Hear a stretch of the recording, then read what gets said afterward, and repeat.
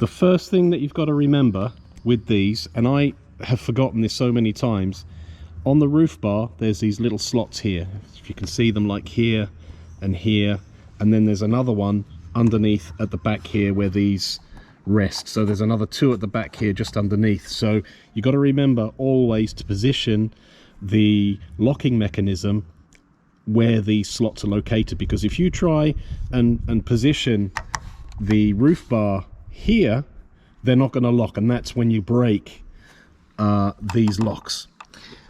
So I'm just going to show you now this lock. This one is actually broken inside. It's not the lock's broken, there's a little mechanism, a little plastic widget which is broken. So what I'm going to do is, let's take this off. First of all, you're going to need a little tool like this. It doesn't have to be exactly like this, it just needs to be something thin, and could either be a hook at the end or something pointy, just a little bit of a curve on it so that you can get under and pull up. Okay, and I found this perfect for the job. So what I'm going to do, I'm going to open up the lock here.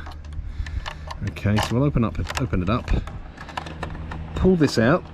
Okay, and as you can see, this is all loose, because this part at the bottom, there's like a couple of little, I don't know what you call them, little arms with holes in them. I don't know if you could see them.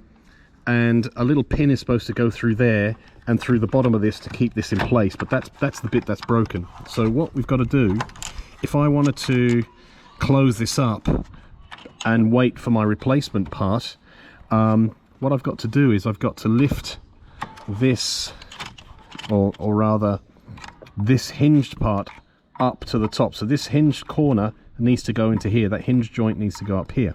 Okay, behind the roof rack rail there's a little button which goes up and down. Okay, so if you try to put that in here, you need to push it down, okay, into the lock, and then that's going to pull the whole thing up, and then you're able to push the lock into place and then close it up, and that's that. And this will last until you've got the part at the bottom replaced, and that'll keep hold, no problems.